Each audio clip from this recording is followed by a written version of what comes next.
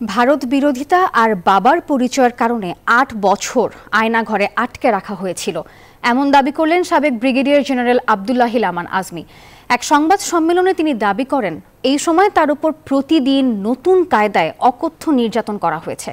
এ সময় রাষ্ট্র সংস্কারের কয়েকটি নতুন প্রস্তাবও তুলে ধরেন তিনি। শেখ হাসিনা সরকারের নির্যাতনের অন্যতম হাতিয়ার ছিল আয়নাঘর নামে গোপন একটি বন্দিশালা। ভিন্ন মতের মানুষকে এখানে আটকে রাখা হতো বছরের পর বছর, করা হতো নির্যাতন। বিদেশি গণমাধ্যমে এ নিয়ে সংবাদ প্রচার হলেও বাংলাদেশের মানুষ কোনোদিন জানতে পারেনি আয়নাঘরের প্রকৃত অবস্থান। এনজিওর কিস্তি প্রথমবার বিকাশ পেমেন্ট করলেই 20 টাকা ইনস্ট্যান্ট ক্যাশব্যাক।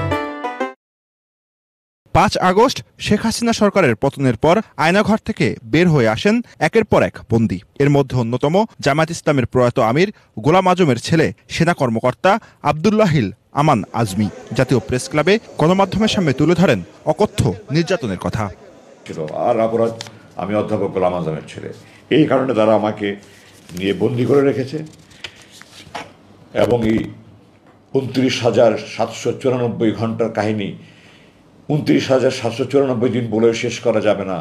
সেই নির্মম কারাগারে আল্লাহ আমাকে চোখ দিয়েছেন আল্লাহর পৃথিবী দেখার জন্য। আমার এটা অধিকার, আমার সেই অধিকার কেড়ে নেওয়া আছে। আমি আল্লাহর আকাশ দেখিনি, বা সূর্য দেখিনি, চাঁদ দেখিনি, মেঘ দেখিনি, বৃষ্টি দেখিনি, রোদ দেখিনি, আমি আল্লাহর মাটি দেখিনি, গাছ দেখিনি। দাবি করেন ভারত বিরোধিতার কারণে তাকে অপহরণ করা হয়।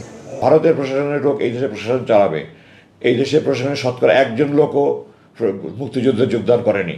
আপামর ছাত্ররা যোগদান করেছে, তার মানে এই দেশের প্রশাসন তাদের হাতে তুলে যাবে। তৃতীয়ত, এই দেশের পররাষ্ট্র মন্ত্রণালয় এবং প্রতিরক্ষা মন্ত্রণালয় ভারতের নিয়ন্ত্রণে থাকবে। আমি দেশবাসীর কাছে জানতে চাই, আপনারা বলেন এটা কি স্বাধীনতার চুক্তি, মৈত্রী চুক্তি না গোলামের চুক্তি? এই চুক্তি যারা করেছে তারা মীর জাফরের বংশধর, তারা এই দেশকে বিক্রি করে দিচ্ছিল। আল্লাহ আমাদেরকে রক্ষা করেছেন। আমি এগুলির বিরুদ্ধে সবসময় সোচ্চার ছিলাম। সেনাবাহিনীর চাকরি করা অবস্থায় আমি এগুলি বলতে পারিনি। ২০০৯ সাল থেকে আমি বলেছি, এটাই ছিল আমার অপরাধ। বিপ্লবের চেতনায় বর্তমান সংবিধান বদলে ফেলারও আহ্বান জানান তিনি। মুক্তিযুদ্ধে যোগদান করেনি। জুবায়ের সানি, নিউজ 24, ঢাকা।